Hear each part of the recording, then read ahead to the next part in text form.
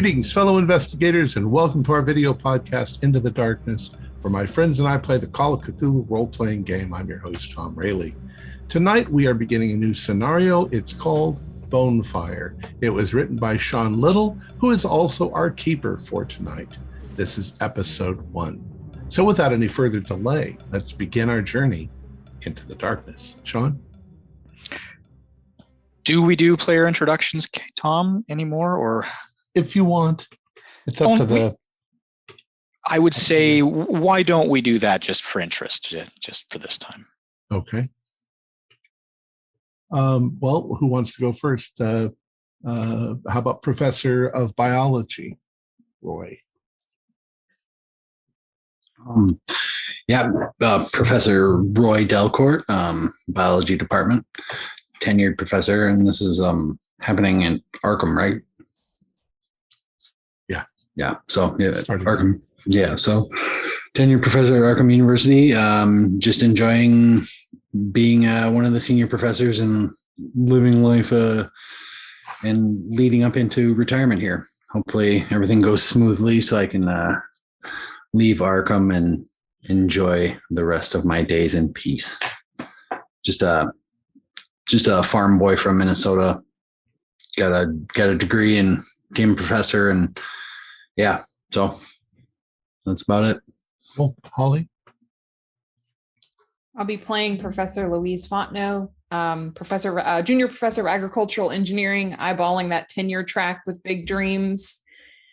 She's from rural Louisiana with a heavy Cajun accent that I won't make you all suffer through. And the small town girl hoping for tenured professorship. And I'm Fred Gilman. My friends call me Froggy. I'm an entomologist. I studied here at Miskatonic University. I have had classes with Professor Delcourt in biology. I have a interest in especially agricultural, the end of bugs, pestilences, and things that might attack. And I am, despite the way I look, I am 22. My character actually is fairly decent looking, though there's something a little odd in his facial expressions. That's me. Ingrid? Hi, I'll be playing Ingrid Shattuck. I am a 20-year-old junior of agrology at Miskatonic. I'm also a Minnesota-born girl, but I'm actually from Duluth, and I'm attending Miskatonic on scholarship. I have, however, been spending a lot of time in both Professor Delcourt's and Professor Fontenot's classes. One of the things you'll notice about me is that I'm very mousy looking, and somebody you probably wouldn't look twice at in a crowd, except I'm pretty well tanned for spending so much time outside, despite the Minnesota winters. And I'll be trying the accent, but we'll see how that goes. Last but not least, Andrew. Yes, I'll be playing Solomon Besler, a history student from West Newbury, Massachusetts. Grew up on a farm in a rural area over there, and so he's taken some biology courses, some agricultural courses, but mostly focusing on history. And he finally, his dream was to get away from the farm and go off and get a degree and follow that track. And well, he was able to do that, for now at least. Excellent. Sean. Thank you, everyone. It is the second week, approximately, of school. Middle of the week. This term has begun. The weather is bright as September's get. And you're enjoying yourselves in your classes. Professors, of course, are enjoying all the heavy workload that is to come. Well, we'll be enjoying that. You are all in the offices of the dean, the new dean, the Dean Oliver Malmsten. He previously was a professor of biology and agrology, and recently was promoted to the position of dean. Because of the passing on of the previous dean, he was quite old. He was in his late 90s, and he had only been dean for a few years himself, but he passed away. And Professor Malmsteen stepped up and said he would take on the job, tad reluctantly, but still very friendly professor, as you remember, and a very knowledgeable man. Now, the four of you, Froggy, Ingrid, Solomon, and Junior Professor Fontenot, you're sitting out in the lobby while Professor Delacour is in the actual office of the dean. And the door is not shut. It's not a secret meeting by any means. And he's brought in the professor, of course, first because he wants to discuss the situation a bit due to his position within the university. And you can see through the crack in the door, and if you're sitting on the other side of the room through the actual partial open door, the dean just standing behind his desk and showing a letter, a piece of paper to Professor Delacour, and noting to him the contents of it in somewhat quiet tones. After a moment, he waves you all in and says, "Please come in, please come in." Says, "I'd like to thank you all for being here, and if it were not for the fact that you are such excellent students and an excellent junior professor and former student, I wouldn't ask you to do this work that is before me. I expect it'll be very easy for you to disappear for a week, all expenses paid by the university, of course, and be able to return to your studies and catch up very quickly. Other students may not be so, shall we say, studious. You can when he speaks to you, you've heard some of his lectures before, and he does have an accent, and it is not a Minnesotan accent. It is a Swedish accent. It's very slight. It comes out at times when he's at organized events, or he's making a speech and he gets animated. His accent kicks into high gear, and you can actually hear it. The girls find it they titter sometimes when they hear the way he says things. But he tries to be very professional, tries to sound like a typical Eastern Coast person while he's speaking normally. So he says, "Please, shut the door if you would, please, Solomon." And then you shut the door. It says, "We have a report that has come to us from Little River, Minnesota. Now, I'll provide you with the letter. You can take a look at it yourselves, and you can see what the situation is. It's not it's a very exciting opportunity we have at the university, that we're being given this information ahead of time. The federal government, the Department of Agriculture, will swoop on this very shortly. And we would like to be in and out and have all the data, information, and reports and interviews, whatever you can gather before that time. Because when they assign their people at the University of Minnesota, they will put lock stock on all of this information." So he puts forward a letter. I'm going to just bring it up on my screen here.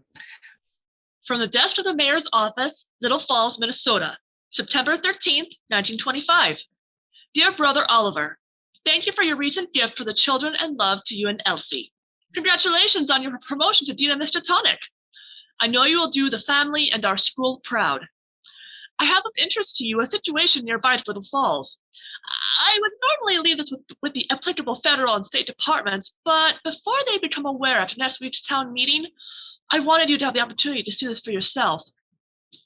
You are aware of the poor crops of last year and the year previous at the Hold Homestead community of Kiruna. This year, however, there is a rebound, and all farms are reporting surprising success in all forms. You would not believe the volumes and the quality of the fruits and vegetables that have been arriving at market. The local canning company is in a bidding competition with the families of Kiruna for access to what they have grown. It is utterly amazing. And the community elder are becoming quite high on themselves, which is humorous to see given our Svenska nature. Please send some students and perhaps a professor or two to take a look. I will personally tour the markets with them and provide them transport and a place to stay in the area of Kiruna. I suggest you make haste, as the town meeting is Tuesday next, and a motion is on the table to bring forth the authorities. Valinga Halsningar Walter Malmsteen. There is some handwritten Swedish at the bottom of the letter that you can see there. You don't have to read that. I wasn't going to ask about that. However, just because I do have a bit of Swedish, can I maybe do a roll to see can I read any of that? Yes, you can. Okay. Where are the... no, that's a fail. Okay. You get bits and pieces of it, like Yog and Det and Yog, Behor and such. But I'm going to stop sharing that now. Thank you very much. And he says, "Oh, you will note that you will note at the bottom of the letter there's some Swedish. What happens is at the mayor's office, where my brother is the mayor, of course, Walter, his secretary, she speaks no Swedish, and he looks around and smirks and laughs to himself. He uses the government's resources to send me personal letters and packages with messages written in Swedish because he knows she won't be able to read them. It's sort of our little way of getting information back and forth. It's of no importance. Is of no importance. So he takes the letter and folds it, shuffles it off to the side, and places a stone, it's like a stone obelisk of sorts. It's just a hand carved thing, nothing cryptic. He puts it on top. It's like a letter, like weighs down his letters to keep them from blowing around because he does like to have the windows open. He likes it cool throughout the year. So he puts that off to the side and he says, "So you'll see what the situation is.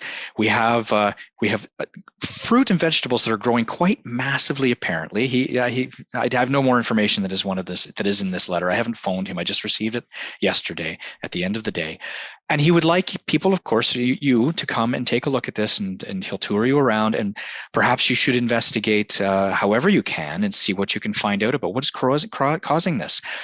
That's all the information I really have, but you're welcome to. I have purchased train tickets for you, assuming that you're all willing to go, and the tickets are for tomorrow afternoon at I believe it is 4:30 in the afternoon. So you have one full day to prepare yourselves and inform your teachers that you will not be around for classes. I'm assuming till the end of next week. Their town council meeting is on the Tuesday, and it is Wednesday now. So if you travel tomorrow, you'll arrive on late Friday, very late Friday. It's a fast train. I'm assuming it's fast. I don't really know. So late Friday. So the assumption is that he will tour you around the markets on Saturday morning. You'll have Saturday, Sunday, and Monday to do some asking of questions. I do believe he will even provide you with a car. If not, we certainly have funding available for that. And yeah. So if you have any more questions, please. I don't know what I could answer, but I could if you feel free to ask. Do you know when he says that the fruits and vegetables are large? Does he mean size, weight? Does he mean a large quantity, or? I mean, he didn't. I only have the letter that he provided, but knowing what I know, if the canning factories are interested in, if they're interested in bidding for the produce, they usually shortchange my people. They're very much about your dumb farmers from Europe. Honestly, they are, and they will pay less for our food. If there's a bidding war going on, this must be very good quality, large fruit and vegetables, I'm assuming. I'm not sure that I'm going to be of any help. I'm an entomologist. I don't think that the bees are making any difference in the quality of the fruit, but maybe there's some sort of infection. I don't know. Well, Fred, I do believe your background may be of assistance, simply because, of course, when it comes to agrology, we're talking about soils. We're talking about, the weather patterns. We're talking about all aspects that cause growth. It's interrelated. So I'd very much like it if you could go as well. Of course. Give you time to at least see the scenery, get away from the school. What about the students here? How about their classes? Are they going to get credit? Credit. Yes, this is something I was going to discuss on top of the free transportation, free food, the adventure, so be it. You'll also be getting a half credit each following the completion of your papers that I expect you all to jointly work on, a paper on the findings and what is the cause of all of this. I think it's very exciting. It could be a discovery that could lead to outstanding growth in the country. Sounds like a nice trip. Go see a bumper crop. Sure. Minnesota. Yeah. What's the weather like in Minnesota in September? Cold. It's never super warm. Yeah. Bring your jacket. Don't like the cold very much, but all right. So, any questions? I have the tickets in this envelope, and he slides an envelope across, and he says, Professor Delacour and Professor Fontenot, if you could wait a moment, I'm going to, he says, he steps out and sees his administration assistant or his secretary at the time. And he goes off and he mumbles to her something, and she can hear her pulling out what sounds like a metal box out of a safe. And he pulls out you can see his back is to you, and he's counting out something on the table. So he must be, you assume he's putting some money together in an envelope for spending money. So he's there a few minutes. Okay. Well, at least they're not going to make you pay out of pocket and get reimbursed. No. He knows your students and he knows professors. He knows how poorly they're paid since he was a professor up until, just recently. So after a few minutes, he comes back. He has an envelope sealed with a little string on it. And he says, I've got a copy of a map of the area for you. And I have some contact information in there for you as well, in case the train stops and you have to find a place to stay. There's some spending money in there. And I have given a letter of introduction in case you find that you can't find my brother, but he should be there. He's the mayor. I mean, he really doesn't go elsewhere. And I also given you a letter of introduction to the elders of my community. So they will know you were there on my request to take a look at things. I would say that when you were visiting with my people, they are a very religious people. What religion? Depending on what part of the area you go to, they're Methodist, Baptist, Lutheran, a lot of Lutheran. Lots of Lutheran. Yes, of course, you're correct. The history of my people, they tended to come to America because of some changes politically, and some smaller of the churches were treated a little more improperly and poorly. So they sought out America for a little bit more freedom than they had in our homeland. Are they going to expect us to participate in any of their religious activities, like on Sunday, or? They will invite you. I'm a scientist. You're not obligated. I don't subscribe to any of that. No, they would not expect it from an outsider by any means, and they don't. They will ask you if you'd like to attend. I see. And feel free to say no. The role of the elders in your community, it's a religious role or a leadership role of some kind? It would Maybe be both. A bit of both. Mm-hmm.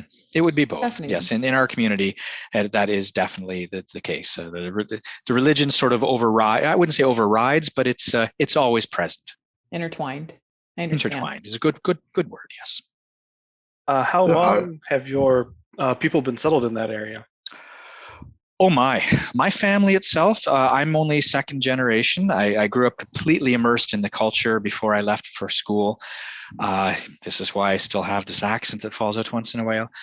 Oh, that sounded Irish. Wrong character.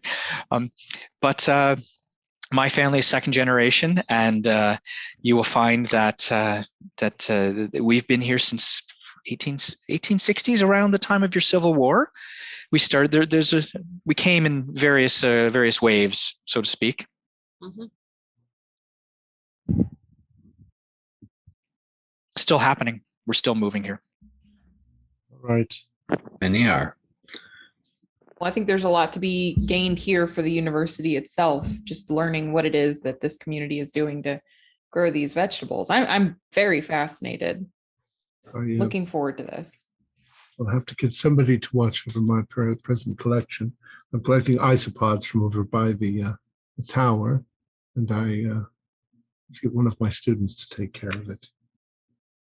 Not the ones that go on your tongue. No. I'll definitely need to see if I can have my neighbor cat sit Aloysius while I'm away. you have a day to make your arrangements. Just feel free.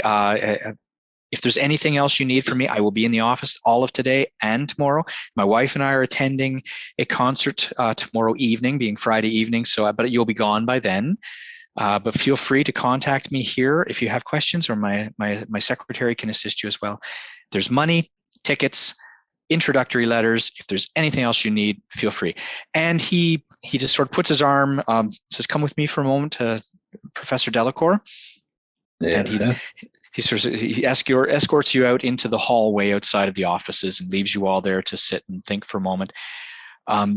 He takes you aside simply to say, "Take care of the students, please. I leave this with you. I trust you. You are a friend. Of course. We've known each other for many years, and he's about the same age as you." Mhm. And you didn't attend school at the exact same time, but you began working here at the same time. Okay. And so he trusts you. He trusts you with the money, and he says, these students, they're under your care. The junior professor is their own person, but you can certainly together, I'm sure you can corral the students and make sure they do a good investigation, document everything, take any field equipment you wish to take from the labs. I'll sign off on anything you need to take with you. But if it's anything sort of very expensive, like some of the microscopes, that please make sure you bring the cases and treat them with care as you would the students. So. Certainly. Have no fear. We'll come back and we'll report anything we find that is of interest for the university and your community. So Excellent. Thanks for putting your faith in us. I know it's well placed. And he pats you on the shoulder and he wanders off down the hallway. They'll be leaving in a moment. Let them gather their things, and I'm just heading down to the cafeteria because I need a coffee. So he wanders off. I'll lean back into the office and say, "Well, seems like that's the end of the meeting. If we're Did he put you in charge of the money?" Yes. We're going to need someone to kind of collect all of the university materials we're going to want to take with us. I don't think it would hurt to do a little bit of digging into this little town as well before we go. Are we taking a trunk or something? I'll have to, clothing and for a week and equipment. You do have travel equipment in the labs. There is actually, because there's a lot of field work that occurs at the university. So there's definitely every piece of equipment has its own case, but there are definitely trunks, if you will. You probably all have haversacks and things. Mm-hmm. Yeah. Put together a list of what you need, and I'll have some of the 101 students gather anything we might need, and otherwise, I would assume just bring a light suitcase, Froggy. It'll be worst case scenario, you might have to have something laundered. No, yeah. I'm going to go over to Larry Chanling over in the meteorological department and ask him what the mean temperature is over there in that part of Minnesota this time of year, because I don't like the cold. So I'm going to have a heavy jacket and mittens and hats and things like that. Umbrella. Do you think it might be raining? I'll bring an umbrella. Galoshes. Should we wear galoshes? Froggy, whatever makes you comfortable for the trip, pack it up. We'll bring it along. I'm sure the weather will be okay, though. There's Neil's trunk. And are we going to meet before we go to the train station? We have to go to Boston. Jesus Christ. See, there I said I wasn't religious. Some things are inescapable. That's what, an hour and a half to get to? Whose car will we take? It's going to be fine, Froggy. Don't worry about it. You just get your trunk put together and we'll take care of the rest of the arrangements and getting to the train station. All right.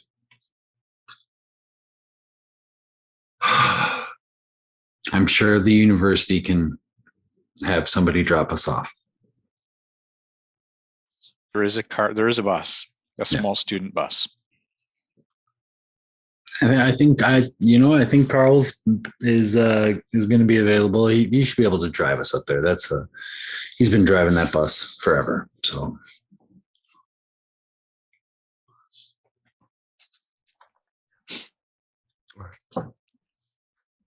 well, I'm going to go get a suitcase packed. Should we maybe?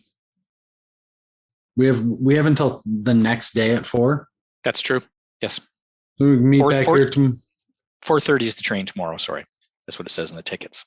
So we have to 4:32 leave here at least by 2. So let's meet here in the morning. We can do a little bit of research before we head out and be to the train station by 4. It's literally first thing in the morning. It's classes haven't even So started. we have all day today. Yep. Oh yeah. Okay. We can go do some investigating and see what we can dig Well, up we on the meet for town. lunch tomorrow. We can share our findings and then arrange for our travel to the station. Would that make you feel better, Fred? Yes. I forgot to ask if this little town of what's Little River is dry. If there's prohibition, but sometimes one likes a little bit. I would think it is. But they're Swedes. They're Swedish. Surely the Swedes are Well, drinking. the Yeah. villages probably aren't. The community still- probably isn't. But They're if still in America right now, Froggy. I mean, there are in little ways, towns they get away with it. Do you?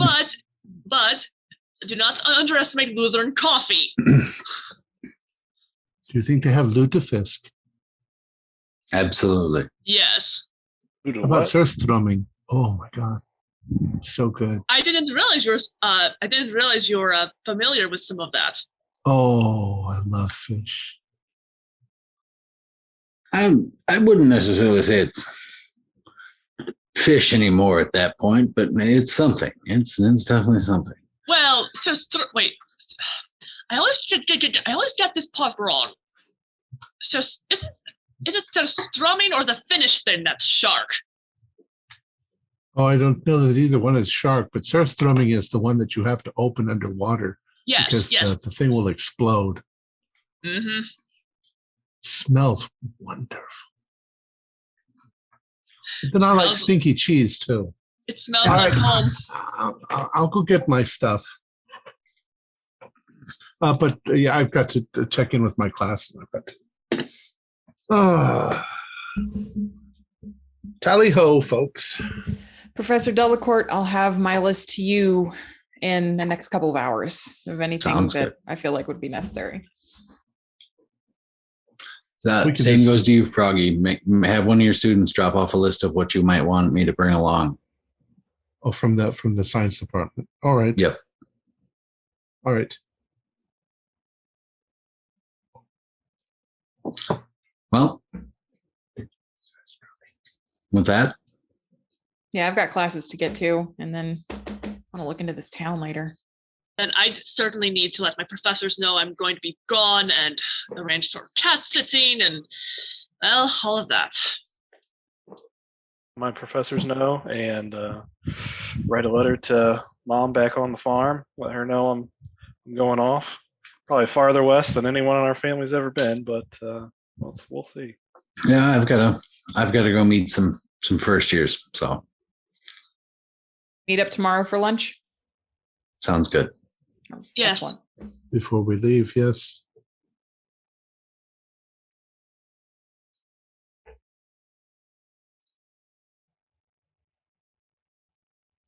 Everyone's so quiet. I thought it muted again. Sorry. So, Sean, would you like an actual list of stuff from us, or No. No. Okay. Cool. You do not have to provide an actual list. I would just say, in general, if you're going to bring something specific, Yeah. like if you, I'm not saying you're going to, but if you're going to bring a stick of dynamite, I'd like to know you're bringing a stick of dynamite. I don't want, I don't want you to go, I happen to have a stick of dynamite in pocket. Generally, I'm assuming that each of you are going to bring general field equipment based on your area of study. Right. Solomon's a history student, so I don't know what you're going to bring. Books. I'll bring myself. Books in your brain. Right. Books in your brain. But we can assume microscopes and all that. Yeah. Okay, cool. Yeah, the basic things. Yes, microscopes, definitely. Field equipment. Yeah, there you go. And I'm going to assume you don't have to list off your clothing either or anything. But if there's anything specific to your character that you don't want anybody else to know you're carrying, that can happen. Just send me a message. Otherwise, Okay. I will just assume that you're bringing basic field equipment and your clothing for a week or so. All right. Okay. So I'm assuming you all just go speak to your teachers or your students, as it were, and explain what's happening, or anybody who's filling in for you in your job as a professor or junior professor. So that takes the better part of an hour or two. You get some food, you get some snacks, you pack your clothing, you make your lists. So we can flash a little bit forward and say that it's close to noon. You've done all the little bits and pieces you have to do before you leave. What? You're all on your own, I'm assuming, in your own little things. So let's start with I'll start with Froggy. What are you doing initially once you've done all those little things? Nothing much. I've alerted members of my family, which I'm not married, but I've told my mother and father that I'll be going to Minnesota, and their reaction was, Minnesota? And I'm like, yes. And they said, it's so cold. And they made sure I brought all my warm stuff. I've got all my insect collecting stuff. I've got, that's why I kind of thought that I needed a trunk, because I need little jars and things like that to bring with me, and my butterfly net, although I don't expect there to be much going on in September in Minnesota, but who knows. I do sneak a little bit of alcohol, maybe some whiskey.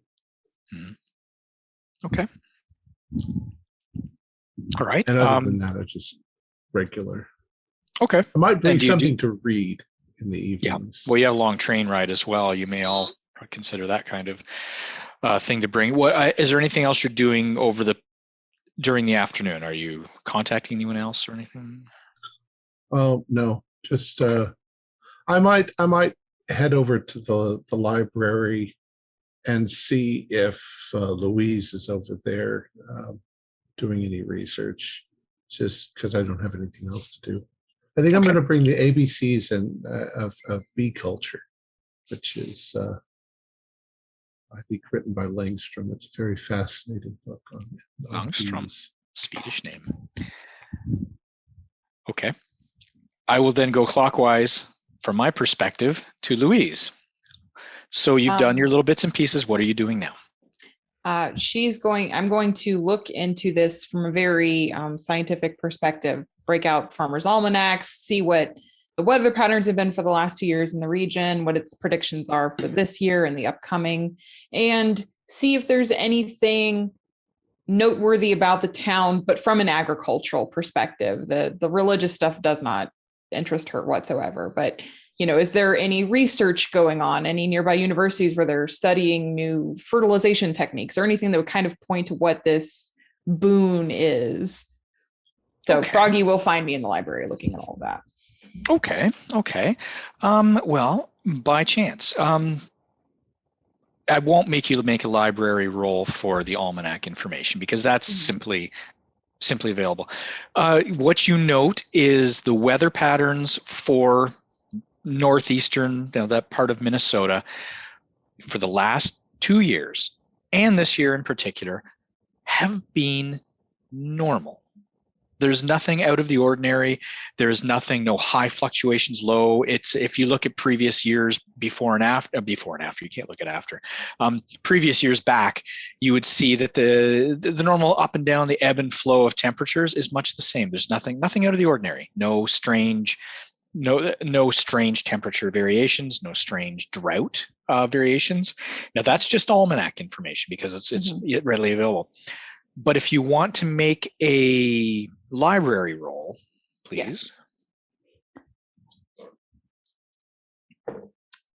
Oh no, that is 89. My library use. Oh, that's too much luck. No success. Okay. So that you don't seem to find anything that indicates there's anything strange weather-wise. Now, the town of Karuna, it has been in place. It's simply encyclopedia information. Karuna is northeast of Little River rather. It is a small community, 500 people or so. It was formed by Swedish settlers in the not mid, but quite towards the mid-late 1800s. Initially, it was a logging community. There's a forest nearby that they were thinking they were going to log, but the rights weren't there. They didn't have the initial rights because the native people hadn't given they hadn't given up the land yet, so to speak, given up. So they were doing some logging, and they turned to agriculture, and it just says standard crops. That's all it really. Standard vegetable and fruit crops, some grains, and due to the Minnesota growing season being slightly shorter than some other areas, they tend to focus on hardier crops. Very well. Okay. Was there something else, or was those the two things you were really? No, those were really the two big things. And if Froggy finds me in the library, I will point that out to him. Yep. Hey, Fred, it's the strangest thing. The Farmer's Almanac does not have any indication that there should be a drought in the region, or that there was a drought in the region in the last 2 years. Normal weather patterns.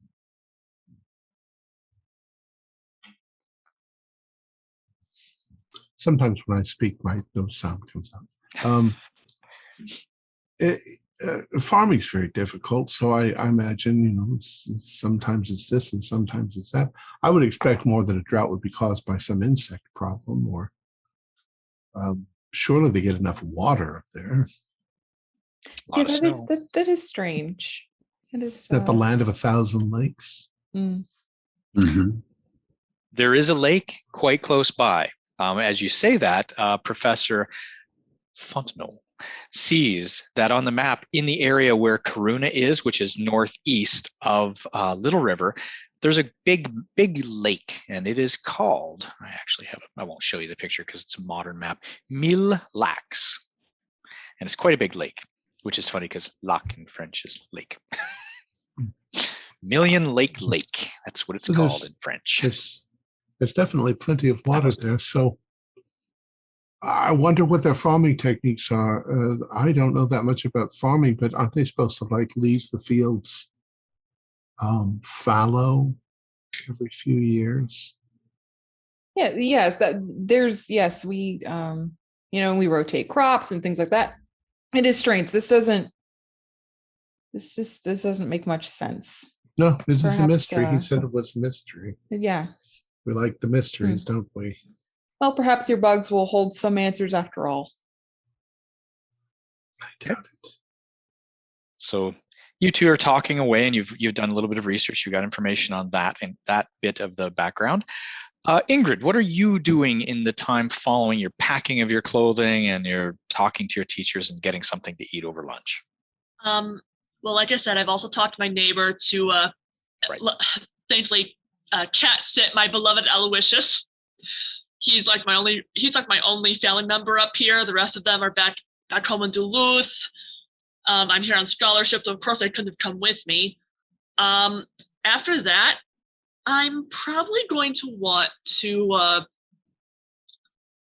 probably make sure I get all the equipment I need, but especially I'm definitely going to want to get the things I would probably need to use to maybe look at the soil while I'm in there, because I'm familiar with the area. So, I'd know that the Minnesota growing season is certainly shorter than others. So to have this big of a bumper crop and in this big, I'm trying to think of every avenue I can think of. So I would want equipment to analyze the soil, maybe figure out what are the types of vegetables and fruits and all that they're growing out there, what specific strains, I suppose is the word I want to use. Maybe there's one that's that really syncs well with the soil and the weather and all of that. So I suppose I might be doing some digging into, like, aside from the general area, like, what's the agricultural profile of the areas? Like, what can I expect to see? Okay. Make a library roll just to get the degree of information you get. Okay, that's a pass. 30 out of 40. Okay. You're able to determine generally the crops. The crops are hardier crops. There's things like squashes and pumpkins, and the things that corn, grain, the things that they can produce that will grow beyond a period of time that it gets a little colder. Not a lot of strawberries, not a lot of raspberries. I mean, that they would grow those for their own personal use. Obviously no citrus fruits, that kind of thing. So you do get an agricultural profile. You're able to find out what it's things that are a lot of things that are canned. Potatoes, for example. It's a good area. This area you find out that is northeastern part of Minnesota. In this specific area where Corunna is located, it's a bit of a valley area compared to the rest of, and so it does have a sort of a isolated environment, not atmosphere, but like it's a little environment community where the weather is slightly warmer than the rest of the area. Okay. That's just one of the reasons they settled there, because it's protected by some hills and by the forest. It gets a lot of moisture from the lake nearby, so it's actually a very good location for the crops that they grow, which are pretty standard things you would can. Okay, so that's at least something I can take to the meeting. Mm-hmm. So it's at least a line of inquiry we can start with. Yeah, you certainly, and it's a well-known area for being very prolific. But I would say that if you look at the volume of crops, they haven't really been over the years. They haven't been. You can actually see what tons of this, tons of that have been produced over the years. There hasn't been a drastic increase. So they haven't increased their capacity for growing. They've sort of kept the community small, as you can estimate based on the volume of material. They've kept the volume of production to a point where it sustains them, pays the bills. They aren't really expanding, so to speak, because they're not making more and more every year. So this bumper crop they speak of to you stands out as, wow, this is something that's probably really good for the community. Okay. All right, I'm sure that probably takes me a bit to find and synthesize and all that type of thing. Okay. Of course. Okay. We'll skip over to. I was supposed to be going clockwise, and now I am not. So we'll go to Solomon anyways, because you're in the middle. So what are you doing in your free time? Well, got to write a letter to the family after we get everything all stitched out and ready to go. But I kind of want to hit my history references and see if there's anything particular about maybe that city, but just the region in general. If there's anything deeper than just kind of reference information, town founded here, this many people. If there's nothing particular I can find there, this might be something I would do the following day. See if I can hit the newspapers and see if there's any mention of anything from that region in like the Boston Globe. Then it might be something of interest to us, just because if that news came this far east, it probably would be important. Okay. I'm not muted, am I? No. Okay, so what I will tell you is right off the top, you don't have to do a library. Again, this is general information from a encyclopedia, so to speak. You get, like I said before, there's been 4 waves of immigration by Swedish people: the 1850s, 60s, the 70s, 80s, and the 90s, 1900s to today. There's 4 actual waves. They took a lot of land primarily ceded by native peoples. It wasn't necessarily as happy a transition as the history books lead you to believe if you were to research it deeply. They, again, like I said, they moved due to unhappiness with the political environment, religious intolerance of smaller religious sects. Farm families came first, along with logging families and city dwellers later on, because they actually did settle into some of the larger cities. You find that there are 3 core colonies in Minnesota. There's the Chisago colony, the Goodhue, 4 actually, the Goodhue, the Carver. These are the counties where they are located. And the Morrison County colony, which is the one that you are going to be seeing, which is where Corunna, the community of Corunna, is located. So that is the general information you find on that. But could you make a library roll, and I will tell you what else you see, if anything. That is 07. Extreme success. Oh, goody. Okay. Let me find the actual document I want to give you to read. I will give you something to read because that's what I did. No, not that. Okay, I'm going to share screen here. This stands out because it isn't something, it's in the newspapers, but it isn't something that you were looking for, so to speak. It was just something that stood out. Here we go. So I'm going to bring up the share screen. I'm assuming you're going to tell other people what you find, so I don't have. Okay. June 1st, 1923. A sign from above? Unlikely, says scientist.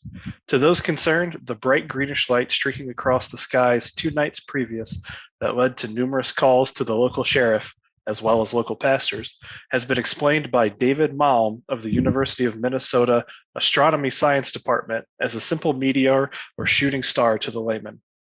He explained the greenish tinge likely due to copper in the composition of the tiny rock that hurtled through the skies only to be utterly destroyed when it encountered the edge of our atmosphere. The explosion was likely due to its unsound structure. He iterated that anyone that finds any large pieces of the objects in and about northern Minnesota can contact him, and he will be interested in examining such and possibly imparting a reward for one of significant size. So that is the first article you find. The second article, let me just bring this up. So you're poking around, you're looking and seeing what there is available. Little Falls Intelligencer, May 19th, 1925, editorial. After 2 years of weather that can only be described as irregular in northern Morrison County, there appears to be that there is a potential turnaround of fortunes for the farm folk of the area. You may remember that late summer, 1923, what was an otherwise normal year became a rapidly dry and unpleasant situation for all residents. Hot, dry spells followed by windy days with no rain in sight. It was localized to our neighbors to the east and west inform us, but was also locally devastating for the community of Corunna, who provide much of our best beloved produce and grains. Discussions with the local university and Federal Weather Bureau lead to head shakes and exasperation. It was almost as if the rains shunned your county, one official noted to me with promises of anonymity, whereas the federal response was normal fluctuations. All that said, the rains have been plentiful and frequent this spring, and Anton Soderlund, community elder, has stated that the fields are green, hoping this leads to less trucked-in foods and better pricing for all this fall. Stanton Smithers. That's what you find. Okay. And is there anything else in particular you're looking for? Those took you a little while. I think I found it. Okay. Yeah. All right. They took you a little while. So I'll say that takes you your afternoon. And you're in you do see Professor Fontenot and Fred hanging around in the library as well. Yeah. As I've come about these things, I'll just wave them over. Hey, take a look. Let's might be pertinent to where we're headed. How interesting. You know, the almanac says there's really no explanation for this drought, and this kind of correlates that, right? Very sudden. That's rather interesting, I say, as I'm walking up and probably overhearing some of this, because I just found the agricultural profile of the area, and given the topography, this drought shouldn't have happened at all. In fact, this area with protection from the weather and such by these hills over here helps trap some moisture in the area, and actually this entire plot should actually be rather good for agriculture. So for the rain to just disappear for a year, and completely unusual. But it sounds like a freak. I mean, they haven't experienced this in the past. Hasn't it always had a fairly decent agriculture until So maybe it's just a fluke. Look at this this story about the meteor, though. Could radiation have something to do with this? Maybe. But it was 2 years ago, and normally weather patterns don't take that long to develop, do they? I wouldn't think there'd be enough radiation in a single meteorite to do anything. It wasn't even a meteorite, didn't they say it burned up in the sky? That is true. I'm not the professor of astronomy here. I'm just thinking aloud. No, but still, it seems like something quite unusual would have to occur to make this little green space as dry as it was. But what that could have been, I have no idea. Well, I proposed that it was something other than the weather. I thought maybe they had not properly managed their fields. Try to get some extra crops out of them rather than leaving them fallow or maybe they didn't plant alfalfa or whatever. I'm not the agriculture person. That's all. I mean, it's possible, but that would contradict this report here, saying that if the rain shunned their county. But then why report it in the books as though nothing was wrong? Isn't that right? The almanac says nothing was different, even though an official clearly said that there was. Could it be? I was thinking, how are almanacs put together? I doubt seriously that they have agents that go out to every county on the planet, and they probably just look at what it said last year and write the same thing again and write the same thing. And that fits because if the region reports no droughts, I mean, this is a very small portion of the region. It's not going to narrow it down just to this one small area.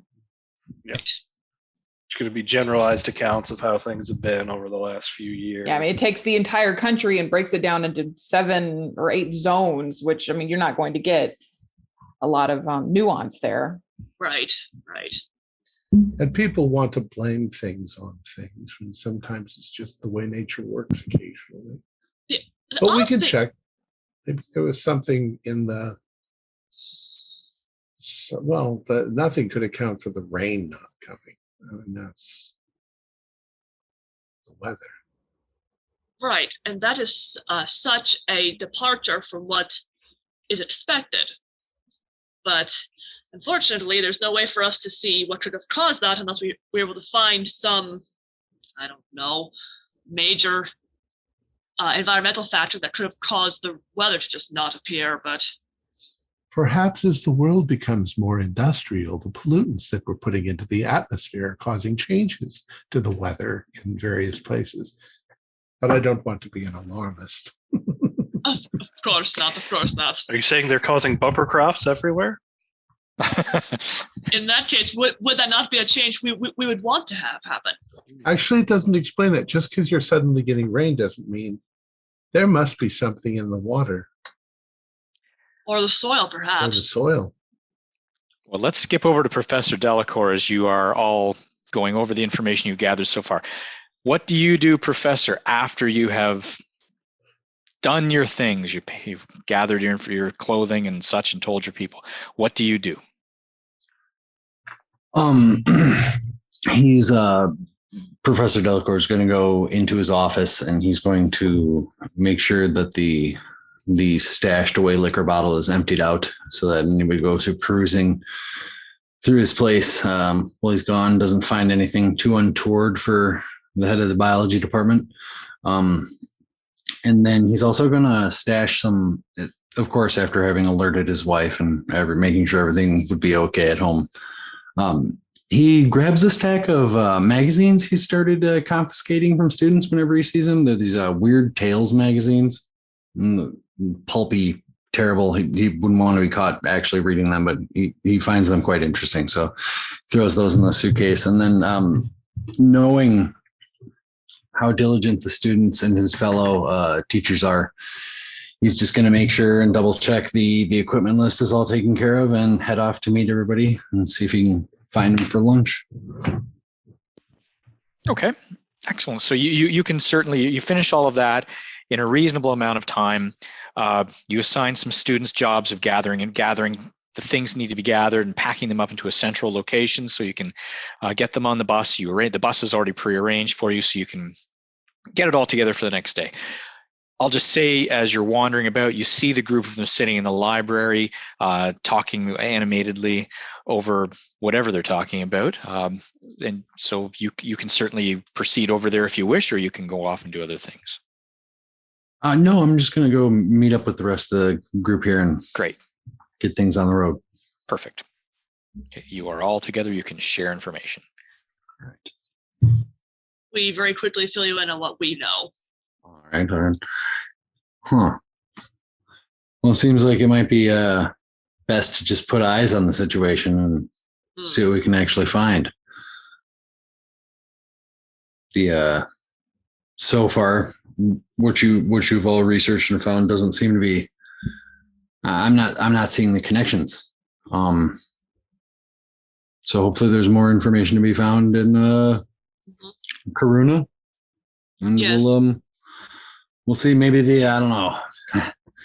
Maybe the farmers are, I don't know. They're, I've seen good farmers have bad years and bad farmers have good years. It's generally kind of strange when a whole community follows that trend, but I'm sure in the end it won't be anything too out of the ordinary.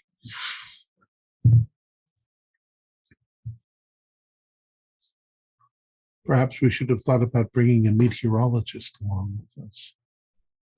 But then what do they know about the weather? A weatherman? No. Froggy. No. That's no. Although one of us may wish to talk to someone from that department, if only to see what could cause rain to just disappear. I think they'll just tell you it's the weather. I'm interested to talk to the locals. You know how small communities can be secret and insular, and what gets reported to the rest of the world isn't necessarily what's always going on. Right, so perhaps they know more than Absolutely. I do speak a bit of Swedish because of where I grew up, so that might help us in some degree, but I'm not an expert, just so you know. I'm sure it'll be fine.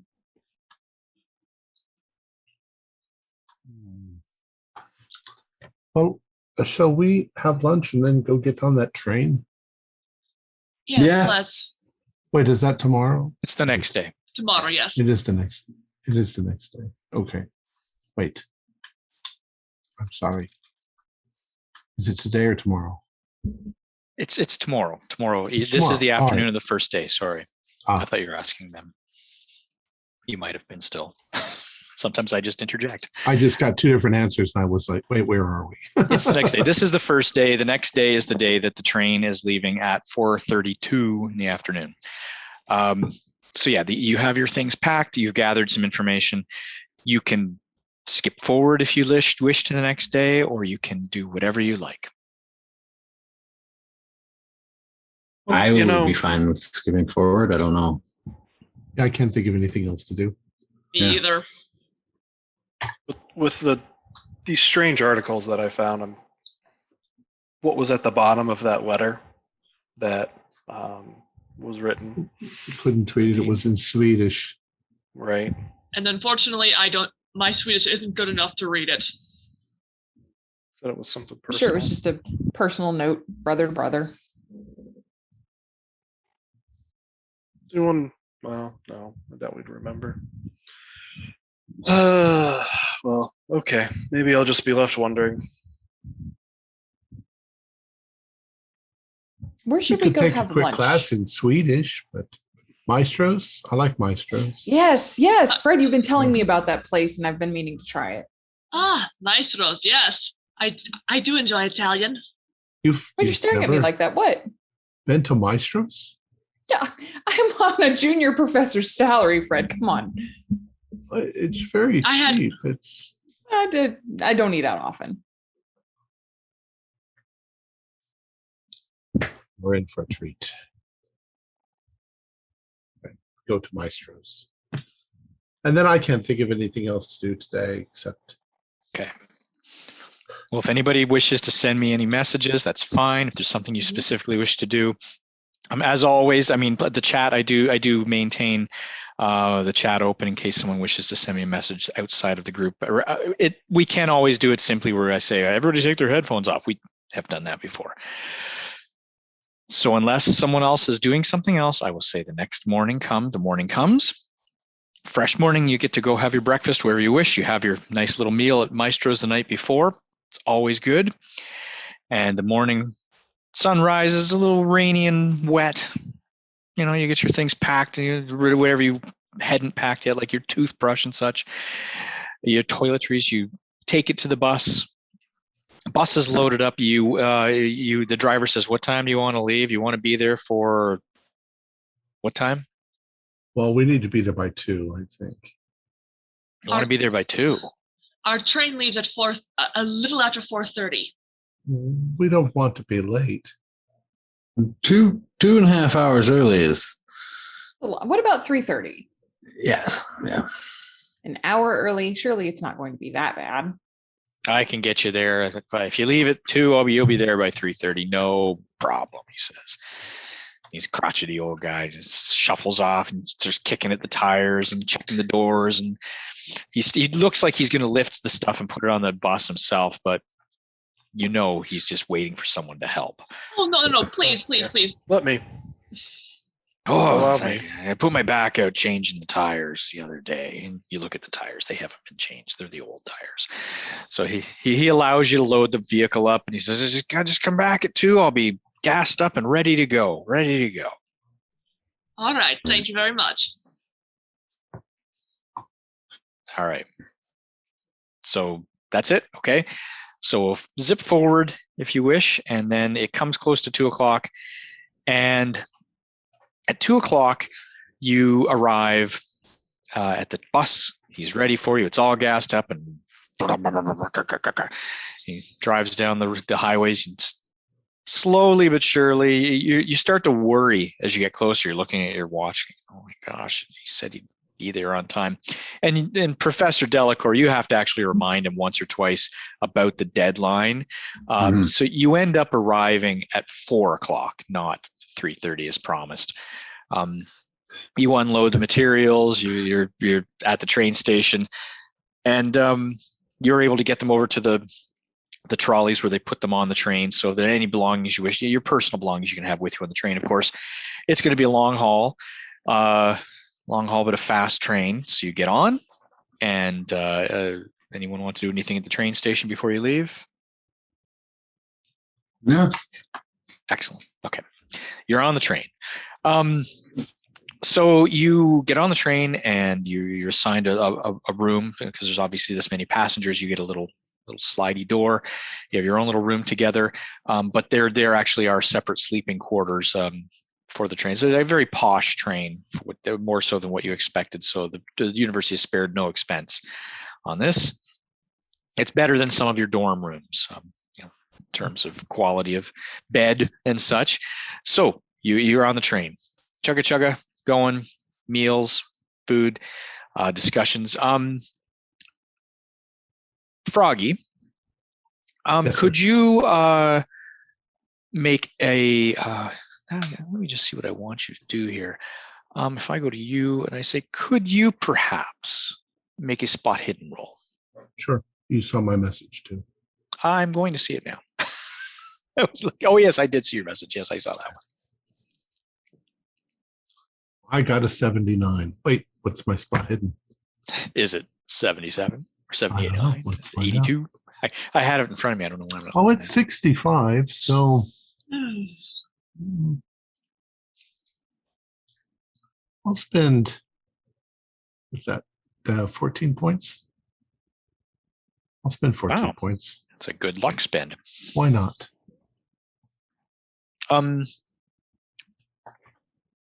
I will put it at the bottom of, I will put it in the text, and you can decide what you wish to do with it.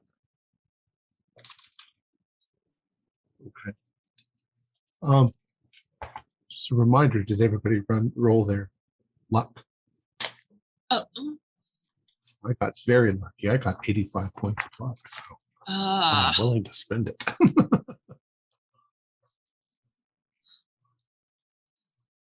Okay. So you're on the train. It's a very comfortable ride. The weather is quite nice. Once you get past the rain clouds that are in between Miskatonic and Boston, and you arrive in Boston. Sorry, rewind. So you're heading out from Boston, and you're heading north and then west, and you head off, and it's a long train ride.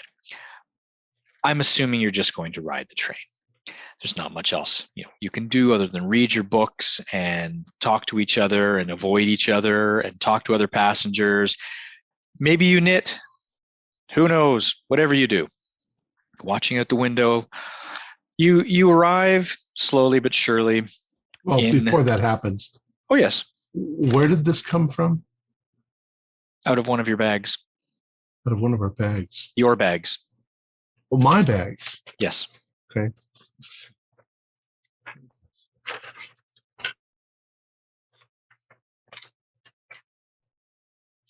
Do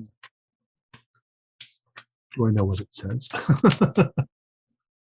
Nope. I mean, well, if I look at it, do I know what it says? Oh, it's what you saw before in the room before. It's exactly. It's. I'm not sure I understand. Did I miss something?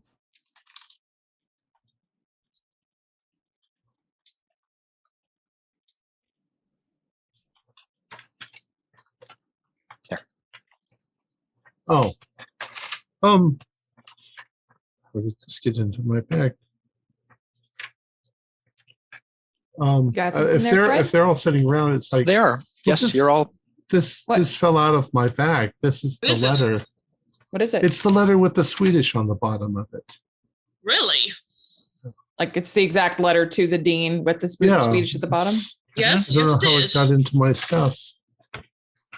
But you have some time. Maybe you can work out what the... That's not a bad idea, actually. I didn't have a chance to really look at it too closely last time. I'm pretty good at Latin languages, but Swedish isn't one of them. Well, I'll see what I can come up with. So I'm looking at this text again. Yes, you are. I guess now that I actually have some time to translate it,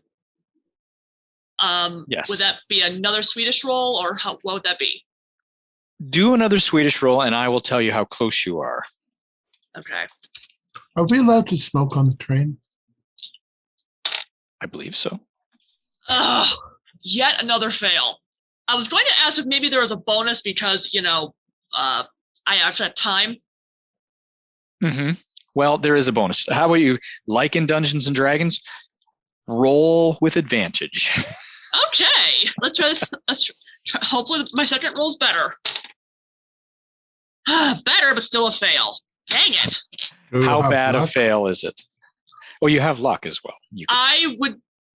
I'd be blowing most of my luck to make this. Okay, I will tell you there are some words that stand out. Okay, apart from the usual conjunctions and such, right. And the word Swedish, which is svenska, of course, you do pull out the word crazy, like not all there, and you do pull out the word equinox, and you do pull out the words acting normally. Those are the things that you pull out of the letter. I'm still having trouble translating the Swedish, but what I did get, this is a little odd. I got equinox, crazy, and acting normally. We're on a train heading towards Minnesota. Maybe there's somebody else on the train that speaks Swedish. Perhaps. There's a woman over there with blonde hair and long ponytails. She's got to be Swedish. Does she sing in harmony with another woman? Very, very readily will two men play percussion. She's coughing and putting little Ricolas in. Yeah, Ricola. Let's just that's Swiss. Let's just what's the difference? France, Belgium. So you let's just say that yes, there are definitely Swedish people. You're heading to Minnesota. You wander about, and there are definitely some people. I would say there's an older couple, and they're very well to do in Boston clothing. Like they're not farmers. These are like wealthy looking people, but they're speaking in Ingrid. You are definitely able to pick up that they are speaking Swedish. Right. Pardon me. I have am I bothering you? No, not at all, dear. What would you like? What could we help you with? Yes, we're actually heading out. We're actually heading out to Minnesota. I'm sure you are as well. But yes. I've received a very strange letter, and unfortunately, I point to the text at the bottom. I can't quite make this out. Can you potentially help me? Oh, of course. What are you going to Minnesota? What part of Minnesota are you going to, dear? The Little River Kiruna area. Oh, well, we're going to St. Paul, but let me look here. Now, do you give them the letter or just hold it out to them? I sort of hold it out because I don't want to give it away. But yeah, I didn't know whether you're allowing them to see the top part. I mean, are you consciously? At this point, all I'm really curious about is what the Swedish text says. So I just sort of fold it, so that they can see the Swedish text, because that's all I really need them to look at. Okay. Well, she puts on her reading glasses and leans forward. And she says, "Oh," and she realizes she has her husband's glasses, and they switch, and she puts them on again, and she says, "Oh, eftersom min sekreterare inte talar svenska." This is a strange thing for someone to put at the bottom of a letter for you. It says, and since my secretary does not speak svenska, I give you the following: the people in our society. Dear, this is very strange. The people in our society have something wrong. I might say, who is this from? It says people are crazy, and they're not acting normally, and it is close to the autumn equinox. That is a bit of what I got, but I hadn't gotten the rest. I need say no more. It says at the end. I need say no more. This is a very strange. Is this a joke that one of your friends is playing? Oh no, of course not. The only thing I will do is flip the top up so you can see that it's from the office of the mayor. Oh.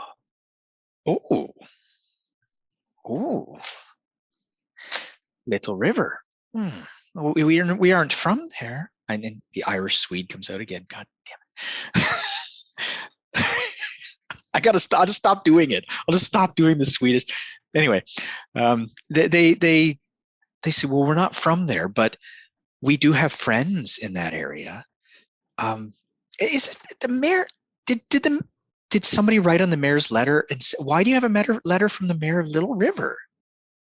It's all very strange, dear. Yes, I know. My companions and I, we are doing. We're from a university, you see, and our assignment came from the brother of this mayor. Well, she mumbles. She speaks to her husband. And she says, "Well, okay, that's fine. Well, I hope everything goes well for you, dear. If you need anything else, please let us know." Mm-hmm. Of course. Thank you very much. Do I get their names? Inge and Bjorn. Okay, fine. Of course they are. At that point, I thank them and just say my goodbyes in Swedish. I do know how to say that. Yeah. And I come back. We have a problem. I come back with the letter. I got a translation. I point out exactly what it says. They're all acting strange. And it's close to the autumn equinox, and apparently whatever is going on is something that the brothers would know about. I need say no more. Evidently, the Dean Malmsten would have been able to put something together. The people in our society? Is that referring to the community as a whole, or the elders, or a different group? I'm not sure. Maybe it's a religious thing. Small town folk are always weird. Just take it from me. Country folk are strange. Secretive. I wonder if these are moon people, the ones that do all their planting by the phases of the moon and mention the solstice. That's the sun. But the odd thing is, I say, why would they want to make sure we got this? It was slipped into your luggage, right? Yeah, Fred, you sure you didn't accidentally walk out of the dean's office with it in your hands or something? We were all looking at it. I honestly don't remember. I thought that it was on the dean's desk. Yes, he put it under that obelisk paperweight. I wasn't paying close enough attention. I was going through a list of various Minnesota-based insects in my mind, as trying to think if I could find any interesting correlations. There's some interesting insects in that area, but I wasn't paying attention, so I don't know how it got in my bag. Well, you did all provide your bags ahead of time, just so you know. You packed your bags, and they were put out and set out to be put in a room along with the equipment to be loaded onto the bus. They were there for long enough that either the dean himself did it, or maybe little Darby Twix. Maybe they thought it would be important. Does any of you know? Roy, did you? You're friends with him, aren't you? We've worked together for a long time, but I don't know how that letter got in your bag.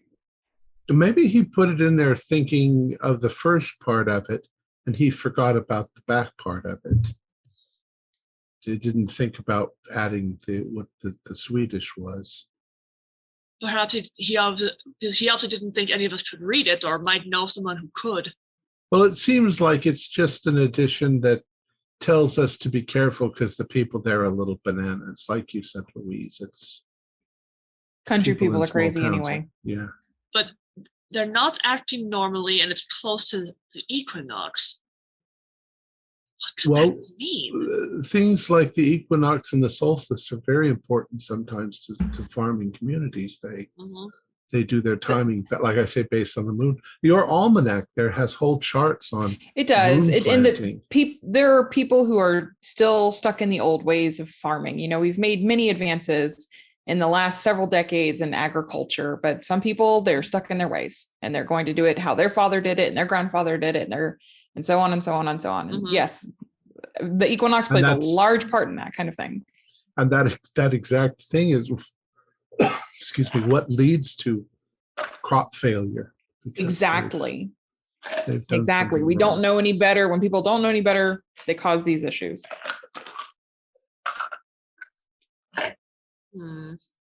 But we'll see. Where are we now? Where is the train? How long is it going to take to get there? It's going to take you till the end, a day.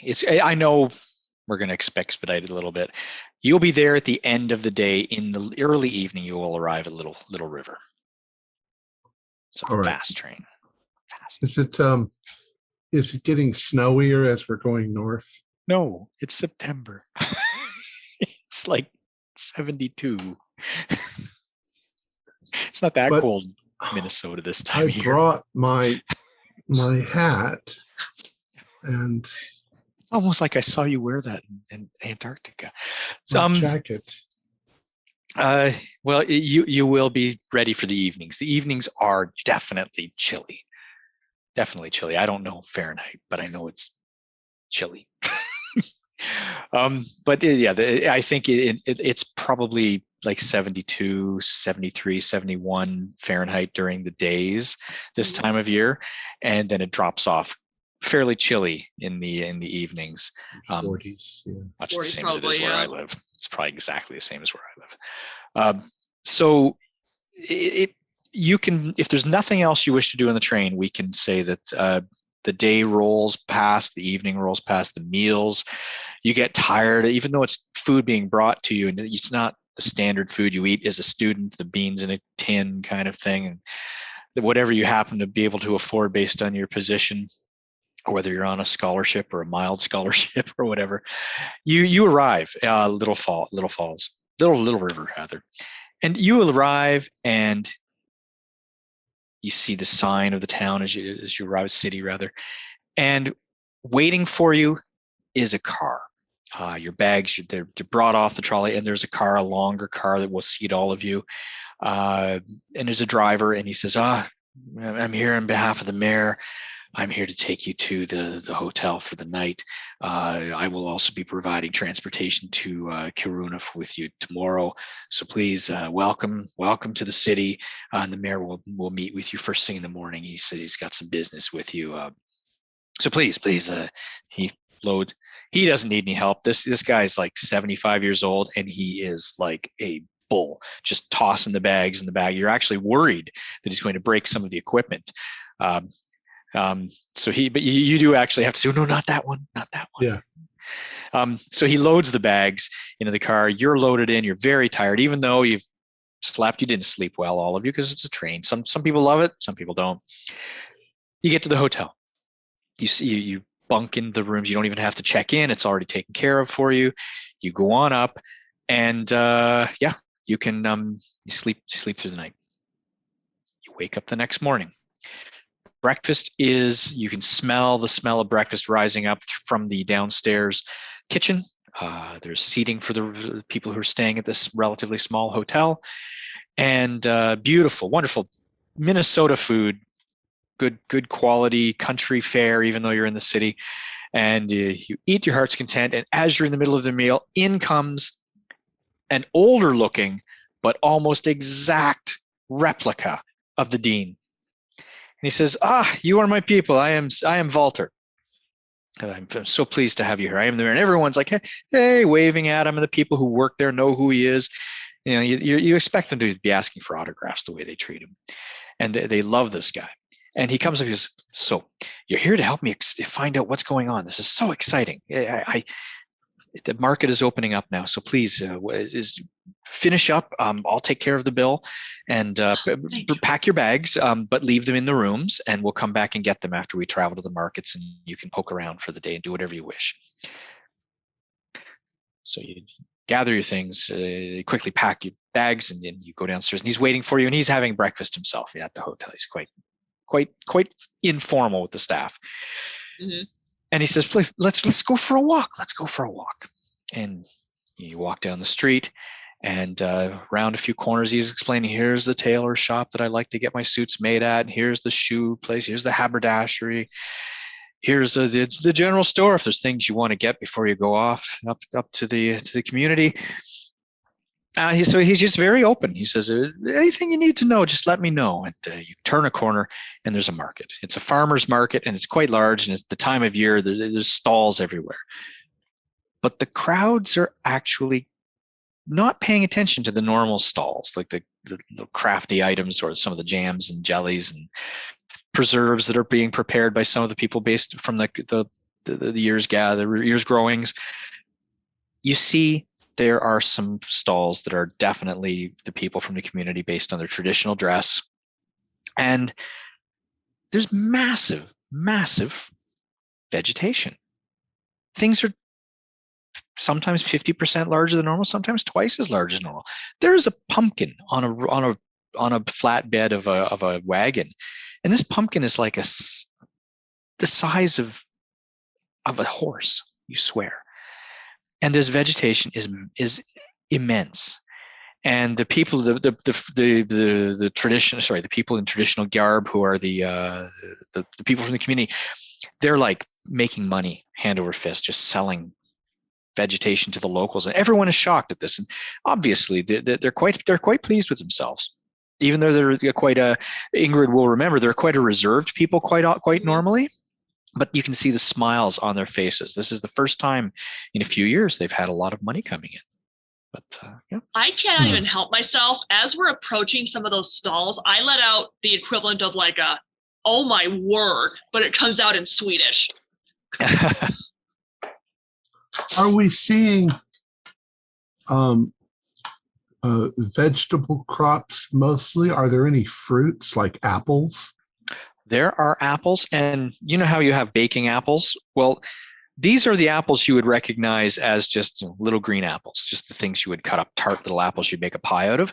Right. But they're actually the size of the spy apples or whatever, the baking apples. They're giant, like twice as big as they should be.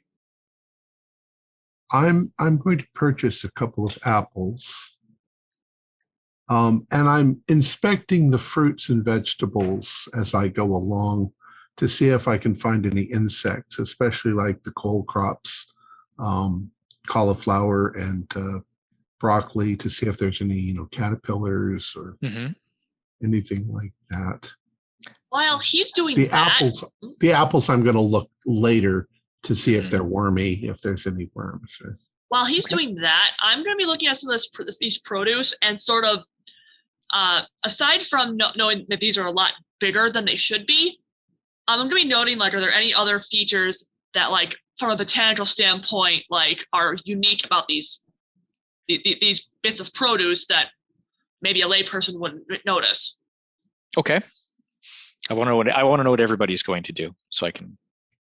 I'd like to strike up conversation with the local farmers if they're here selling their own produce. Okay. Talk to them about like their practices, if they're willing to share any information, that kind of thing. Okay. Yeah. I wanted to do the same and kind of impart, hey, yeah, when I grew up, we managed to get our produce to be just a little bit bigger, we found, if we watered it this time of day, but something like this, how did you do it? Like, okay. Professor Delacour, what are you doing while all this is happening? I'd also like to purchase one of those apples, and I'm gonna eat it and see if it just tastes like a normal green apple. Okay.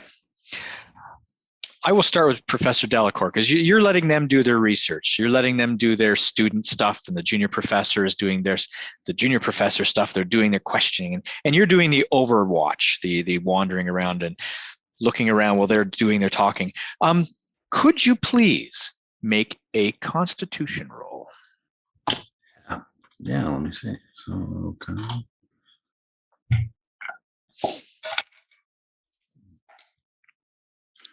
32 out of 55, so success. Okay.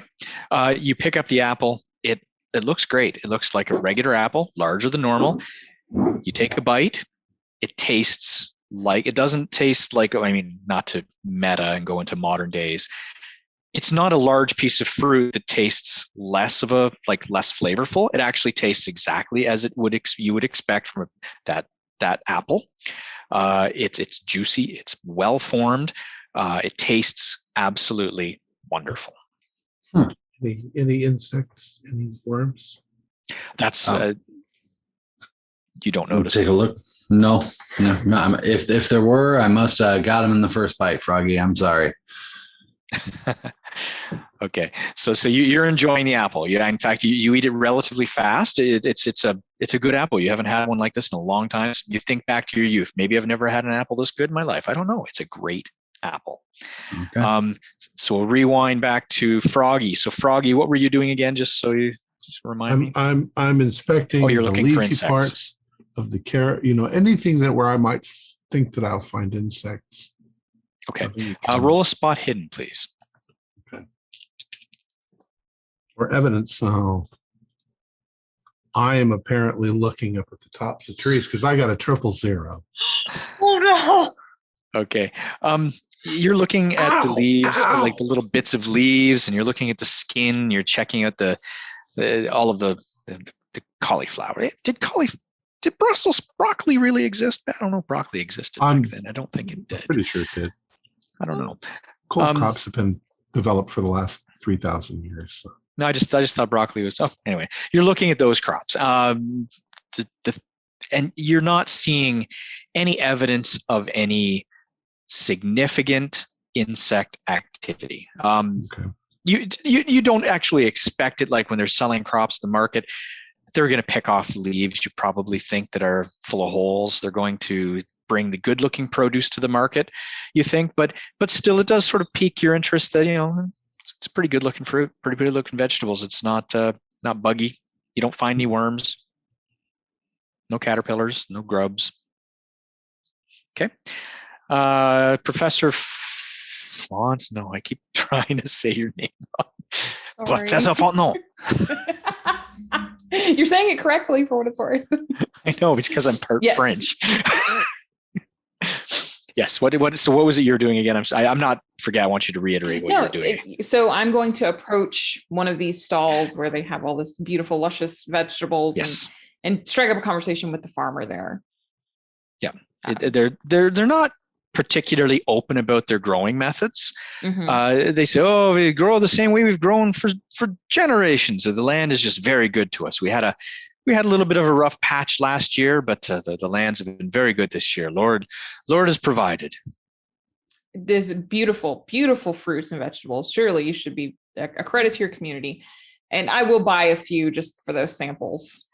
So Sure. some fruit, some veg. Okay. Could you roll Constitution as well? Okay. Oh, that's an 03. So yeah, that'll be an extreme. Excellent. Success. Okay. You're just very impressed with what you've picked up, and they probably have a mesh bag or something you can carry it in, but you get a very variety of things to take a look at. It looks very nice, very good, and very large, and smells very nice.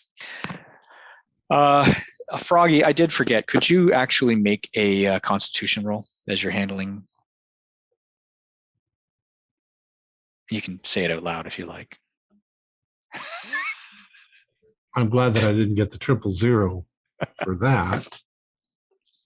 Constitution 50, got 65, so I'll spend 15 luck. Okay, but you did fail by 15, you say? I did fail by 15, correct. Okay, you did fail by 15. So you here's what happened. Want me to spend the luck then? Oh no, that's fine. Well, no, don't spend the luck. Don't save it. All right. Save it. Okay. All that happens is when you pick up the vegetables fruit, you're examining that.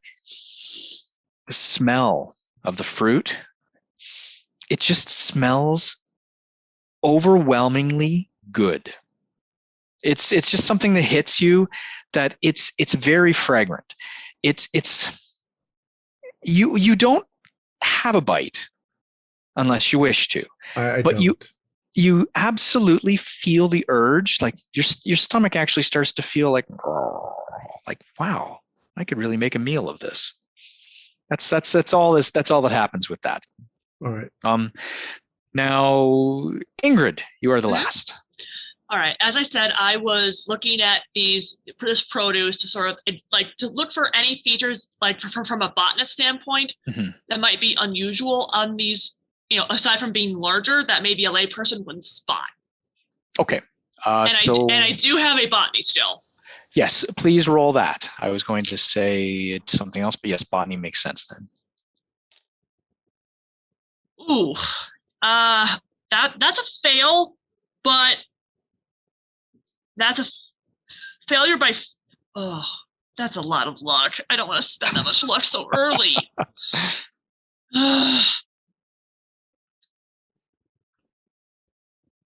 Because my luck is not that good. That's what it's for, though. And we don't get any back. I know.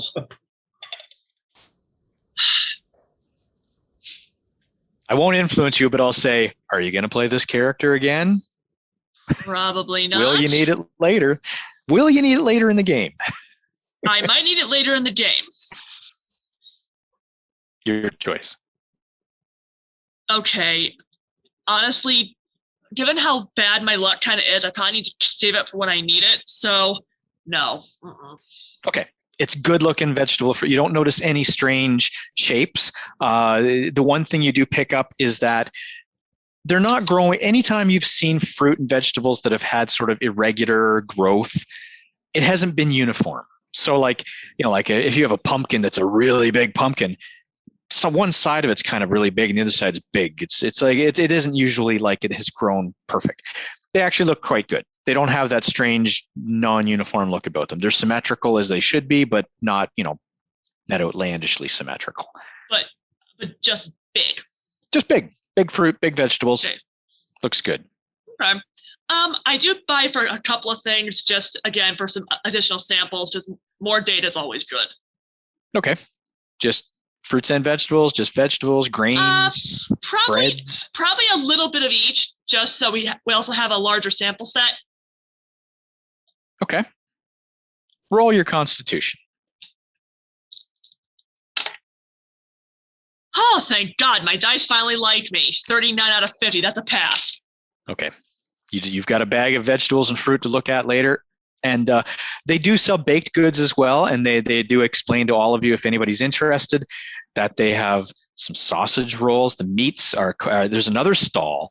And this is something catches your eye. They've got another stall and they sell like sausages and they sell roasts and it's all nice meat. And they hadn't actually spoken about the meat before, but there's a pig hanging from, in a cold, like a little bit of a temporary cold storage they've constructed in behind.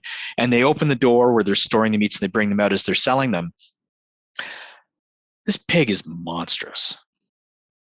Like 30% larger than any boar you've seen before. It's like cow-sized pig. Cow pig. Pig cow. It's big. Like this is a huge boar. And you can tell by the look of it that the whole boar has been roasted and cooked and they're just going and cutting off pieces to sell. But yeah, it's a monstrous. The door shuts. Mm-hmm.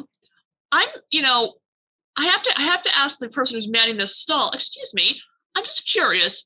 That boar you were just, I happened to see when you opened the door. Yes. That's a lovely specimen. What were you feeding it? Some of these crops? Oh, yes. That's what you do with pigs. You give them the leftovers. You give them the bits and pieces of everything that you don't use. That's how you feed them. Yes. Same. Our food eats what we eat, I guess is the way to say it. The eat. Of course. But wow. I can't help but smile a little bit because I can tell he's a little disconcerted. It seems like the Lord was quite good to you this year. Oh yes, very, very good. The crops are wonderful. The vegetables are wonderful. It's a marvel of our knowledge and growing and the conditions here. They're just absolutely wonderful. But would you like a sausage roll? He offers you a sample of a sausage roll. Is this from that same boar? Yes. Well, no, well, maybe not. Possibly. I doubt it.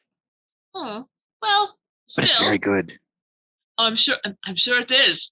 I can't help it. I'm going to pay him because what the heck? He's being nice. Yeah.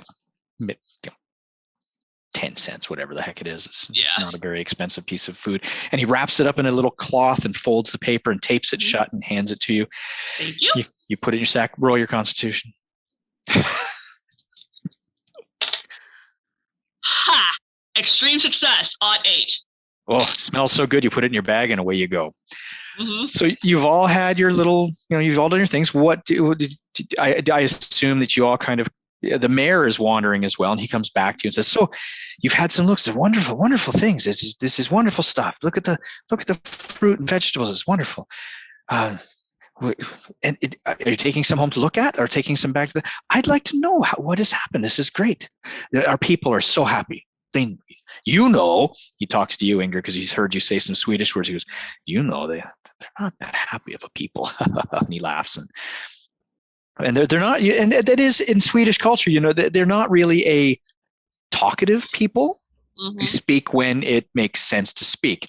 And all of you notice, Ingrid probably was discussing it on the train with you, what to expect from the Swedish people. Wait, wasn't one of you grew up in Minnesota as well? Was it Professor Delacour? Yeah. And Professor Delacour, that as well, that the Swedish people are not really they're not talkative. They're not social unless they need to be. These people selling the goods are being very social, and they're offering samples, and they're telling people, you should try this, you should try that. It's unlike them, the way they're acting. Mm-hmm. Interesting. Mm-hmm. Go ahead. Did we all see that? Was just Ingrid who saw the pig? Only Ingrid saw the pig because she's towards the end of. She was wandering around at the one end. I sort of sidle up, and I'm like, as it happens, I point to the stall I was at. There's a boar in there, about the size of a cow. They've been feeding it the same produce. Looking around, does anybody look at like extra large? Like, do any of the children look like they should be, like they're bigger than they would be at a certain stage or anything like that? No, I mean, well, you know what? There's some children right nearby, and they're sitting and they're about to start doing some traditional Swedish dancing and singing. Aww. And they're in the full. They're actually starting as you're talking to the mayor. The mayor goes, "Oh, the show is about to begin," and they have a little stage, and the kids are getting ready to sing a song together in Swedish and put on a little, dancey kind of thing. And there they are, and they are doing that. But you're watching them. Their voices are all beautiful, and as they're dancing and singing and doing the little traditional dance, there's people walking around with trays of fruit and vegetables and like cut up into little sample sizes and offering it to members of the crowd. So you see people in the crowd just taking a sample. And then those people invariably start wandering off and going to the stalls to buy more fruit and vegetables. Solomon, you grew up on a farm, didn't you? Yes, I did. I did as well. Have you ever seen anything like this? Like the boar that Ingrid is describing, all these large, I mean, bumper crops, sure, we had those. And of course, the odd freak vegetable, the one that wins the county fair. But have you ever seen anything like this? For everything to be this consistently large is highly unusual. I mean, we found certain, ways water at this time of day, or do whatever to make things maybe a little better, a little hardier, but for everything here to look like it does, to smell like it does, it's irregular. No, not me neither. Roy, how did it taste, the apple? It was delicious. I honestly can't recall an apple that tasted as good as that. Any chemical aftertaste? No. It was like I just picked it off of the branch. I wonder what they're using for fertilizer. Could it be that they're fertilizing with something chemical? I mean, the size alone points to something new. I mean, then whatever it is would be passed along to whatever was eating it, because what else would make a boar that large? Should we isolate the mayor over there and ask him what he meant by the message on the? I was thinking along the same lines, Fred. I actually think that might be a good idea. Just all cards on the table. I mean, just say you read Swedish and we have the message. So we could. He already knows Ingrid is. Yeah. And I can speak it enough, so it would be believable if I tell him.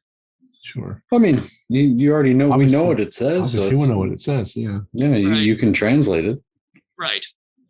But make sure he's in a place where he can talk to us where nobody else can. All right. Hear. Maybe we could arrange for him to. We can go take like a picnic or something, some sort of lunch, and get him away from the crowd. Are there places around where we are where people are sitting at tables and eating? And Yes. There's actually a few little like barrels upended where people are sitting and having like little cups of coffee and some snacks and treats and things. Yeah, there's definitely a little area where people are eating, and it's not completely full. Yeah, that over by that tree, nobody's right around there. People are at least. 20 feet away. Well, the mayor's wandering around, but he's nearby. You can get his attention quite easily. And he says, "Oh yes, do you need something? What have you any interesting findings?" Join us over there. Of course. And to talk to you. It takes him a minute to get over there because people stop him and shake his hand and pat him on the back, and the farming community, they know who he is, and the city people know who he is. He's a good liaison between them all. But he makes his way over to the tree, and then upends a little barrel and sits. He says, "Oh, it's such a nice day, such a nice day." And you're thinking to yourself, it's a little chilly, but he loves it. So he's sitting there. What can I help with? What are your findings? What's going on? I'd really like to know. We can't really say much about what we found with the fruits or vegetables yet. We still need more data. But you see, I'm sure you noticed, I do speak Swedish. And, well, I pull out the letter and point to this, like, what did you mean by this? He gave it to you. Excellent. Good. I sent that to my brother because perhaps anyone who's lived here would know they are not acting like they should. They are not normally so forthright. They're not so friendly. And it's not simply that. They're selling things right now. They're trying to get people to buy their stuff, their produce and such. But I'm seeing them on the streets. And he looks around whispering, they're confronting people on the streets and asking them to come to the community, saying they should come to the community to visit. That's not something we do. We welcome visitors. We help travelers on the road. We're a kind people, as one would know who knows us. But we don't do that. I do now that I live here, and I've been in the city for a while. My brother does, but it's just it is not right. It is not normal. I don't understand what's going on, and this seems to be somehow possibly connected. And you will also mention the solstice. What about the autumn solstice? The autumn equinox that is apparently concerning to you. Oh yes. Next Tuesday, the eve of the solstice, there's a ceremony. It's a traditional ceremony, and what you must understand is that although they're all good Christian people who live here, we do carry on some of the traditions that followed before Christianity came through our country. And on the solstice, we typically have in the community a very large gathering with food and festivities and flowers, and we celebrate the end of the summer and the beginning of the coming winter, the end, and the crops being born by the land. And what we do then is we have the large bonfire, and we do tend to be it's a thankful thing for the crops and the harvest.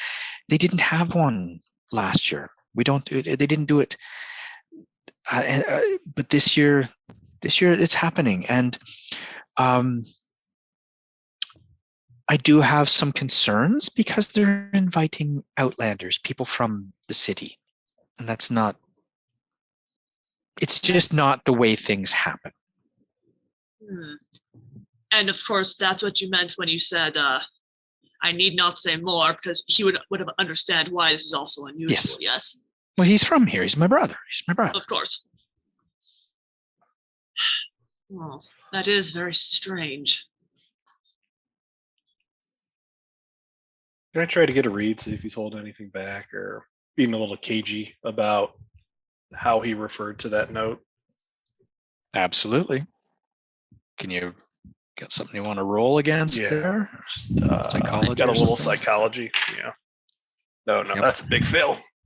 I don't have enough luck. He's to make telling that the one absolute truth. He's telling nothing but the truth. In fact, he's telling you more than he should be telling you. I'm gonna try to read him too. Yeah, of course. Yeah. 10 psychology. So yeah, I didn't make it. You didn't make a 9 or anything. No, you don't want to spend all that luck? I got a 36. Yeah, I ain't gonna spend that luck. Oh my. No. No, you don't really get anything. No. Anybody else want to paying attention, or My Well, psychology is very bad. He's kind of the one who called us here, so it would make sense that he's telling us what he knows. Your community here is not very forthcoming about what it is that is causing this agricultural boon. Is there any kind of information you can provide us instead? I understand not wanting to share trade secrets, but if you want us to investigate what's going on. Well, I can give you a little bit of history. I can say that, as you know, 2 years ago, and then it was starting out to be a great year. The weather was fine. The crops were doing fine. And then it got to August, and it didn't really hit the paper so much as the fact the local people in the city, they were more concerned about the fact that there was less produce and we had to ship things in from out of town. They were concerned about how much money they had to pay for food. They weren't paying attention to why. All they knew is the crops weren't doing so well. But I visited Karuna, and I know that it went from almost overnight from lush, burgeoning crops. The summer crops were forming nicely. And then over the space of weeks, everything went brown, just brown.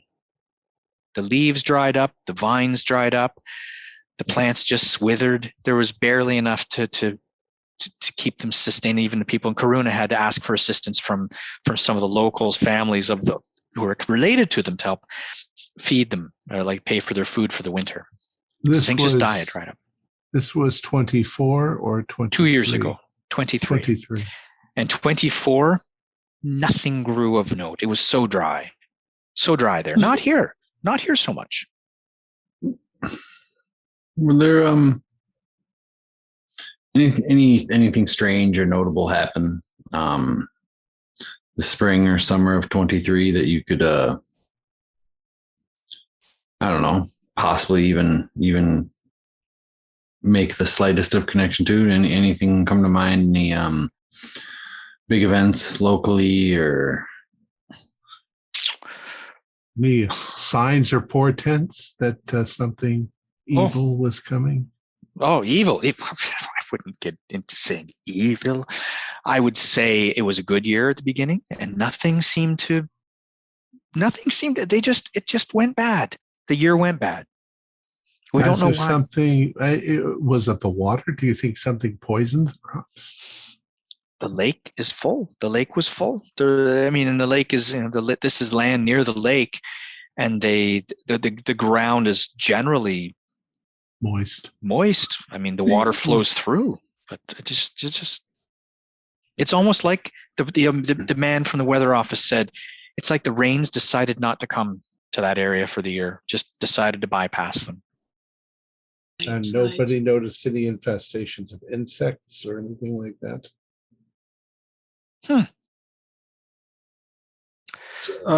You could ask the general store. They provide the insecticides.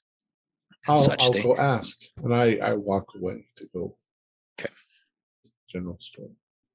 Okay. Solomon, I remember you mentioning a newspaper clipping you came across before we left on the train about some sort of astrological event happening. Right. An astrological event in 23, I believe it was. We read about was it a meteor or something of the sort happening in the region? Oh yes. Yes. I do remember this. That was the people. They thought it was end days. They thought it was foreign invaders. They didn't know that it was light in the sky. It was just one of the shooting stars, and it was green. It shot through the sky, and I've seen green ones before during those meteor showers. I've been out watching them because I lived on the farm, and it shot through the sky, and it busted up in the sky. Big explosion and green cloud in the moonlight, and just everyone panicked, and they ran to the pastors, and they ran to the police, and they ran to the military up the way up in the northwest. There's a base up there, and they just they panicked, and we had to bring in people to explain what it was. Now, you said you've seen these green meteors before, but have you ever seen one explode like that? No, that was new. I mean, when we have those meteor showers, you can see different colors in the sky. Right. But these, I've never seen one explode like that. But I've heard the man said that it happens. Was that before? Yes, but sorry. Oh, I was just gonna. Was that before or after the sudden drought? It was around. It was before. We've just been scratching our heads trying to figure out what could possibly be going on in the region, because from what we've been able to find out, all signs point to you guys having just a normal couple of years. So not to sound crazy or point to anything strange or weird, but just wondering if there could possibly be any connection. You have to understand, this was a localized issue. You've got an area where they have their own little weather patterns. It's always good there. They always have excellent weather around this community. They've chosen the most perfect area. It's why my family came from Sweden. It's such a wonderful area. Water, soil, great. And it's like everything flipped. It's like it went from absolutely perfect situation to the opposite. And then we're back. And now they're back more so than ever. And I just can't understand it. But the people are not normal. There's something going on. And if you can find out what it is, I'd certainly appreciate it more than you can imagine. Of course. They're my people. If we can get ourselves into Kiruna, I would definitely like to do soil samples, if nothing else, to sort of see, is there anything unusual about it that might explain some of this yield? We will go to my office and we will make plans. All right. Because the thing that was really catching my attention, whatever this is, it's not just affecting the plants. Did you see that boar? No. What boar? In one of the meat stalls, I'd say, they have an ice box. There's a boar in there the size of a cow. He looks over towards it, and as you all look over, you actually see that this truck that was like this is the temporary enclosure, drive down the road.